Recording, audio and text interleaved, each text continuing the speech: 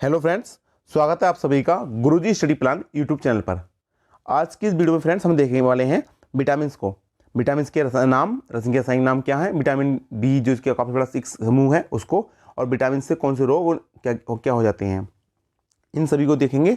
और साथ साथ लास्ट में इस पर बेस्ड मैंने 15 से 20 क्वेश्चन रखे हैं, जो कि कुछ इस पर जो हम पढ़ेंगे उस पर है और कुछ एक्स्ट्रा क्वेश्चन भी इसमें रखे हैं, तो आप उनको भी लास्ट में जोड़ लगाइएगा, जिससे आपकी अपनी तैयारी का भी एक आकलन हो सके कि आपकी अपनी कितनी मजबूत तैयारी इस टॉपिक पर हो चुकी है। तो फ्रेंड्स शुरू करते हैं आज की वीडियो, और एग्जाम के पॉइंट ऑफ व्यू से काफ़ी इंपॉर्टेंट वीडियो है, और आप मेरे साथ साथ अपने नोट्स भी बनाते चलिएगा। तो देखिए फ्रेंड्स, सबसे पहले बात करते हैं विटामिन की। देखिए ये एक प्रकार के कार्बनिक यौगिक होते हैं। कभी भी पूछा जाए कि विटामिन किस प्रकार के यौगिक हैं, किस प्रकार का तत्व है, तो ध्यान रखिएगा विटामिन एक कार्बनिक यौगिक होते हैं, जिनसे शरीर को कोई ऊर्जा या कैलोरी नहीं प्राप्त होती, परंतु ये शरीर की कार्यप्रणाली को सुचारू रूप से संचालित करने के लिए और शरीर को विभिन्न रोगों से रक्षा करने में महत्वपूर्ण योगदान देते हैं। विटामिन से किसी तरह की कोई भी एनर्जी या कैलोरी प्राप्त नहीं होती है, लेकिन इनके बिना शरीर ढंग से कार्य नहीं करेगा, उसकी कार्यप्रणाली शिथिल पड़ जाएगी और शरीर विभिन्न रोगों से रक्षा भी नहीं कर पाएगा। तो इसलिए विटामिन की बहुत ही ज़्यादा इंपॉर्टेंस हमारे शरीर के लिए है। अब बात करते हैं फ्रेंड्स विटामिन की खोज के बारे में। बहुत ही ज़्यादा पूछे जाने वाला क्वेश्चन है कि विटामिन की खोज किसने की, तो ध्यान रखिएगा नाम है सी फंक। सी फंक जिन्होंने विटामिन की खोज की, और कब की फ्रेंड्स, 1911 में। ध्यान रखिएगा 1911 में सी फंक ने विटामिन की खोज की थी। और देखिए विटामिन होते कौन कौन से हैं, हम विटामिन तो पढ़ रहे हैं फ्रेंड्स, लेकिन विटामिन भी पता होना चाहिए। तो देखिए फ्रेंड, विटामिन के नाम है ए, बी, सी, डी, और फिर आते हैं ई और के। बीच में यहाँ पर ए, बी, सी, डी, ई, एफ, जी, एफ के बाद जी, एच, ये है, इस तरह को विटामिन नहीं होता, सीधा ए, बी, सी, डी, ई, के, ये 6 तरह के विटामिन हमारे होते हैं। तो इनको ही हम आगे डिटेल में देखेंगे, इनके रासायनिक नाम और इनसे कौन कौन से रोग हो जाते हैं उनको भी देखेंगे। तो देखिए बात करते हैं विटामिन के रासायनिक नामों के ऊपर। एग्जाम में एक क्वेश्चन सीधा रासायनिक नाम पर पूछा जाता है। तो रासायनिक नाम को याद करने की देखिए बहुत ही शानदार ट्रिक है। रथ पर एक टॉफी, पर इसमें साइलेंट रहेगा, इसलिए मैं देखिए काले इंक से इसको लिखा है और बाकी ग्रीन रंग से बोल्ड किया है। रथ पर एक टॉफी। अब देखिए कैसे इसको आप ट्रिक को ब्रेक करेंगे। सबसे पहले तो हम देखिए नाम देख लेते हैं, फिर मैं आपको ट्रिक से बताऊंगा। विटामिन ए जिसको रेटिनोल कहा जाता है, विटामिन बी रासायनिक नाम थायमीन है, विटामिन सी एस्कॉर्बिक अम्ल, विटामिन डी कैल्सीफोरॉल, विटामिन ई का नाम टेकोफोरॉल, और विटामिन के का नाम फिलोक्विनोन। तो आपको ये 6 के 6 नाम बढ़िया करके याद रखने हैं, क्योंकि कोई सा भी क्वेश्चन एग्जाम में एग्जामिनर आपसे पूछ सकता है। अब देखिए बात करते हैं ट्रिक की। रथ पर एक टॉफी, तो ये रथ में रे से रेटिनोल है और थे से थायमीन, पर मैंने आपको बताया साइलेंट रहेगा इसमें। एक में ए से एस्कॉर्बिक अम्ल है और कै से कैल्सीफेरॉल, टॉफी में टो से टोकोफेरॉल और फी से फिलोक्विनोन। तो इस प्रकार रथ पर एक टॉफी से हमारे 6 के 6 विटामिन के रासायनिक नाम तैयार हो जाते हैं। अब बात आती है फ्रेंड विटामिन बी समूह के विटामिन के रासायनिक नामों की। देखिए ए, बी, सी, डी, ई और के, ये विटामिन तो हैं ही, इसके अलावा विटामिन बी एक बहुत ही बड़ा विटामिन है। बड़ा का मतलब यह है कि इसका एक समूह है, पूरा ग्रुप है, विटामिन बी के ग्रुप हैं, और उस ग्रुप में देखिए लगभग 8 विटामिन मेन रूप से बहुत ही इंपॉर्टेंट माने जाते हैं, और इनका ही शरीर में हमारा बहुत बड़ा योगदान है, और साथ साथ एग्जाम में क्वेश्चन भी इनसे बनते हैं। तो आपको विटामिन बी के जो ग्रुप के विटामिन हैं उनके भी रासायनिक नाम आपको पता होना चाहिए। तो देखिए मैंने 8 के 8 यहाँ लिख दी हैं, तो आइए उनको पढ़ लेते हैं एक बार। तो सबसे पहले बात आती है vitamin B1।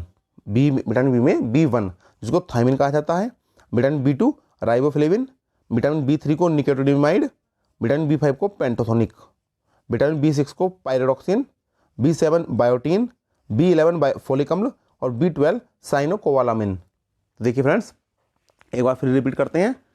B1 thiamine, B2 riboflavin, B3 nicotinamide, B5 pantothenic, B6 pyridoxine, B7 biotin, B11 folic अम्ल, और B12 साइनोकोबालामिन। अब देखिए फ्रेंड्स, असल में विटामिन बी के जो ग्रुप के विटामिन है वो एग्जाम में थोड़े कम पूछे जाते हैं, लेकिन पूछे जाते हैं, थोड़े कम पूछे जाते हैं। सबसे पहले क्वेश्चन बनेगा तो आपका विटामिन से ही क्वेश्चन बनेगा, तो वो आपके जो ए, बी, सी, डी, ई और के विटामिन है उनसे क्वेश्चन बनेगा। तो आप उनके क्वेश्चन तो जोर याद रखिएगा, उनके रासायनिक नाम तो आप जोर ध्यान रखिएगा, क्योंकि वो तो आपको बिल्कुल नहीं भूलने हैं। एक फिर को विटामिन बी के जो ग्रुप के विटामिन है आप उनको ना तैयार करिएगा, लेकिन उन जो प्रमुख विटामिन है उनको जोर ध्यान रखिएगा। लेकिन साथ ही साथ आप लोग, और मैंने ये विटामिन आपको बी समूह के इसलिए बता दिए क्योंकि वीडियो में चाहता हूँ परफेक्ट बने। कोई भी स्टूडेंट जो तैयारी चाहे छोटे एग्जाम कर रहा हो, वनडे की या डेस्क्रिप्टिव टाइप पेपर की कर रहा हो, पीसीएस की कर रहा हो, तो उसमें उसको जब क्वेश्चन पूछा जाए तो उसको लगे कि उसको ऐसा लगे कि उसने विटामिन को थोड़ा कम पढ़ा है, उसकी स्टडी या तैयारी विटामिन के टॉपिक के ऊपर अच्छी नहीं है। तो इसलिए मैंने विटामिन बी के समूह को भी इस वीडियो में कवर किया है। अब बात आती है फ्रेंड विटामिन की घुलनशीलता की। काफ़ी ज़्यादा महत्वपूर्ण टॉपिक है विटामिन के बारे में कि विटामिन किस में घुलनशील होते हैं, सोल्यूबल, जो उनकी सोल्यूबिलिटी है वो किस किस में होती है। तो देखिए दो तरह के विटामिन होते हैं सोल्यूबिलिटी के मामले में। पहले होते हैं जो वसा में घुलनशील होते हैं, दूसरे होते हैं जो जल में घुलनशील होते हैं।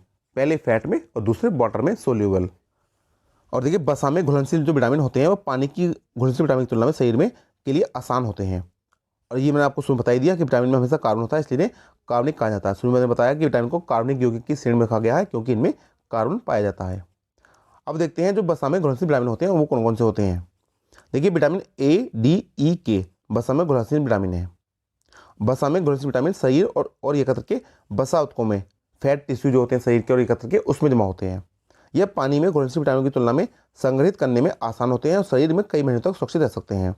और वसा में घुलनशील विटामिन वसा और लिपिड की मदद से आंतों के मार्ग से अवशोषित भी किए जाते हैं।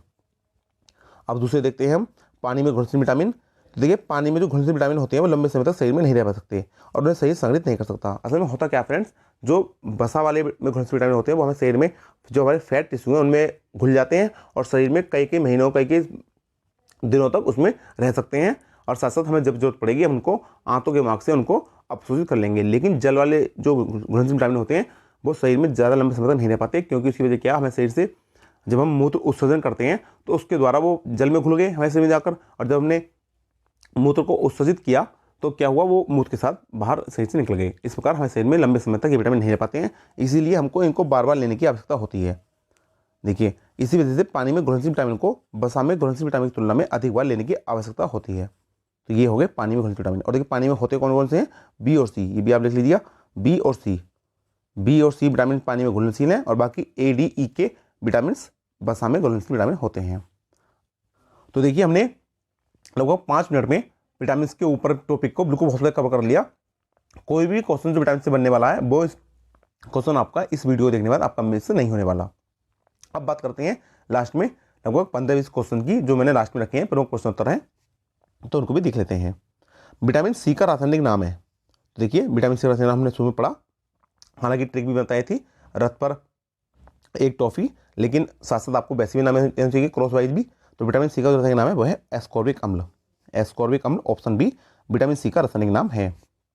विटामिन सी का सबसे उत्तम स्रोत है, देखिए आंवला विटामिन सी का सबसे ज़्यादा उत्तम स्रोत है। सर्वाधिक जो विटामिन सी मिलेगा वो आंवला से ही मिलेगा। तो ऑप्शन ए इसका राइट आंसर फ्रेंड्स हो जाने वाला है। निम्नलिखित में से किस विटामिन में कोबाल्ट पाया जाता है। काफी बड़ा क्वेश्चन पूछा गया और बहुत ही ज्यादा इंपॉर्टेंट क्वेश्चन है कि कोबाल्ट किस विटामिन में पाया जाता है। तो ध्यान रखिएगा vitamin B12, option B vitamin B12 में कोबाल्ट पाया जाता है। और विटामिन बी12 का जो रासायनिक नाम है वो क्या है friends, cyanocobalamin. Cyanocobalamin vitamin B12 का रासायनिक नाम है।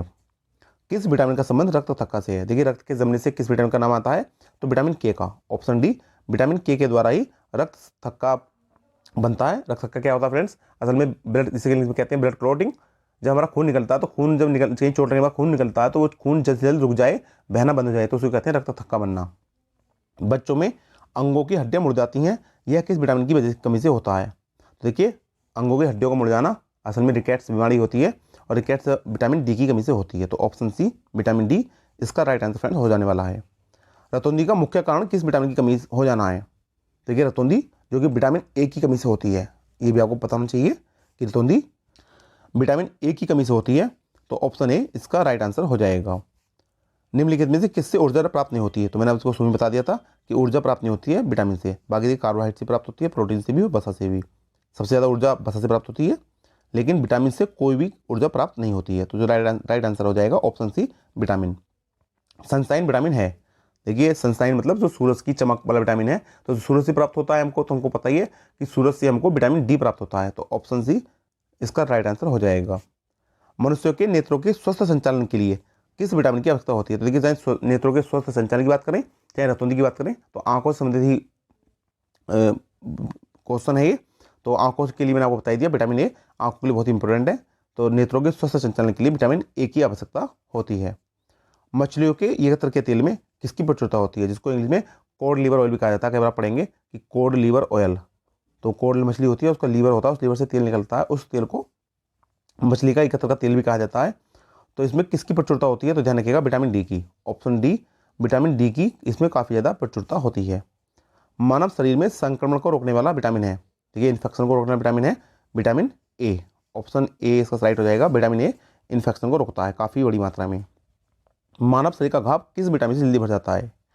देखिए विटामिन सी मानव शरीर के घाव को जल्दी भरने में सहायता देता है और इसके साथ पता को पता चाहिए, हालांकि जिंक तो सहायता देता ही है और विटामिन ए, लेकिन आपको ध्यान रखना अगर विटामिन सी दिया हो तो विटामिन सी लगाएंगे और विटामिन सी ना दिया होता तो तब विटामिन ए का नाम आता। तो विटामिन सी, जिंक और विटामिन ए शरीर के घाव को भरने में जल्दी भरने में सहायता प्रदान करते हैं। विटामिन B12, देखिए मैंने आपको उसमें बताया कि विटामिन B12 में कोबाल्ट पाया जाता है, इसका नाम साइनोकोबालामिन है, लेकिन इसमें कोबाल्ट पाया जाता है। इसका जो पता कैसे चला, किस परीक्षण द्वारा ये पता किया गया, सिद्ध किया गया कि विटामिन B12 में कोबाल्ट पाया जाता है, तो उस परीक्षण का क्या नाम है? तो इसको ध्यान रखिएगा आप, सोडियम नाइट्रोप्रूसाइड परीक्षण। ऑप्शन बी, सोडियम नाइट्रोप्रूसाइड परीक्षण के द्वारा ही ये सिद्ध किया गया कि विटामिन B12 में कोबाल्ट की मौजूदगी है। शरीर में बनने वाले हानिकारक रसायन को कौन सा विटामिन नष्ट करता है? तो देखिए विटामिन डी, ऑप्शन ई है, विटामिन ई शरीर में बनने वाले हानिकारक रसायन को नष्ट करने में सहायता देता है। दूध में कौन सा विटामिन नहीं पाया जाता? तो देखिए दूध काफ़ी ज़्यादा एक सुपर फूड है, अपने आप में बिल्कुल कंप्लीट फूड माना जाता है, जो सभी तरह के विटामिन पाए जाते हैं, लेकिन एक विटामिन है विटामिन सी, दूध में नहीं पाया जाता। तो ऑप्शन सी इसका राइट आंसर हो जाने वाला है। किसी रक्षात्मक पदार्थ कहा जाता है, देखिए डिफेंसिव सिस्टम किसे कहा जाता है? यह किसी होगा, किसी रक्षात्मक पदार्थ कहा जाता है। तो देखिए विटामिन को ही रक्षात्मक पदार्थ कहा जाता है क्योंकि विटामिन शरीर की विभिन्न रोगों से रक्षा करने में सहायता प्रदान करते हैं। विटामिन शब्द का प्रयोग सर्वप्रथम 1911 में किसने किया? तो देखिए सबसे पहले तो आपको पता होना चाहिए कि 1911 में किया गया, और दूसरा किसने किया? तो देखिए जिन्होंने खोज की उन्होंने ही विटामिन शब्द का प्रयोग किया। तो ऑप्शन है सी फंक, सी फंक ने ही विटामिन की खोज की और विटामिन नाम का शब्द का प्रयोग किया और 1911 में प्रयोग किया। विटामिन की खोज किसने की? तो मैंने आपको बता दिया कि सी फंक ने ही विटामिन की खोज की 1911 में। तो ऑप्शन बी इसका राइट आंसर हो जाएगा। देखिए बहुत ही शानदार क्वेश्चन है। होठों के किनारे किस विटामिन की कमी के कारण फट जाते हैं? होठों के किनारे किस विटामिन की कमी के कारण फट जाते हैं?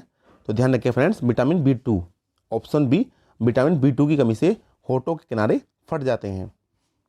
सौंदर्य विटामिन किसे कहा जाता है? तो देखिए विटामिन ई को सौंदर्य विटामिन कहा जाता है। तो ऑप्शन डी इस क्वेश्चन। विटामिन ई के उपयोग से सही, अगर आप विटामिन को अच्छा उपयोग करेंगे तो बालों में लगाएंगे तो बालों की चमक बढ़ेगी, उनका कालापन और घनापन बढ़ता है। चेहरे पर लगाने से चेहरे की चमक बढ़ती है। तो विटामिन ई का बहुत ही महत्वपूर्ण है, सौंदर्य विटामिन इसलिए इसे कहा जाता है। और साथ साथ आप ध्यान रखिएगा विटामिन ई पुरुषों या महिलाओं के जनन शक्ति में भी काफ़ी ज़्यादा योगदान देता है। जो पुरुषों और महिलाओं की जनन शक्ति होती है, प्रोडक्शन पावर, उसको भी काफ़ी मात्रा में बढ़ाता है। तो विटामिन ई को सौंदर्य विटामिन भी कहा जाता है, आप इसको भी ध्यान रखिएगा। मानव शरीर में विटामिन ए कहाँ भंडारित होता है? भंडारित मतलब कहाँ पर ये संग्रहित होता है? तो ध्यान रखिएगा एकत्र में, ऑप्शन सी, एकत्र में विटामिन ए संग्रहित या कलेक्ट, इसका कलेक्शन होता है। मानसिक विकार, मंदबुद्धि जो कहा जाता है, या पेलाग्रा रोग, देखिए मानसिक विकार हो, मंदबुद्धि या पेलाग्रा रोग जो है वो किस विटामिन की कमी के कारण होते हैं? तो ध्यान रखिएगा vitamin B3, option C, vitamin B3 की कमी होने पर पेलाग्रा रोग व मानसिक विकार जैसी परेशानियां रोग हो जाते हैं। छिली हुई सब्जियों को धोने से कौन सा विटामिन पानी के साथ बह जाता है? देखिए छिली सब्जियों को कभी भी छिलकर नहीं धोना चाहिए। सब्जियों को सबसे पहले धो के तभी छीलें, और छीलने के बाद तो फिर उनको धोने का काम रखा ही ना, काटने के बाद तो बिल्कुल ना करें, क्योंकि उससे क्या होगा, छिली सब्जियों में जो विटामिन सी होता है वो पानी के साथ बह जाता है। क्योंकि मैंने आपको बताया शुरू में विटामिन बी और सी पानी में घुलनशील हैं, सोलेबल हैं, और जब इनको धोएंगे पानी में तो ये पानी में घुल जाएंगे, घुल के पानी के साथ बाहर बह जाएंगे। तो इसलिए विटामिन सी को बचाने के लिए आप सब्जियों को छीलने के बाद ना धोएं। तो ऑप्शन सी, विटामिन सी ही ऐसा विटामिन है जो सब्जियों को धोने से पानी के साथ बह जाता है।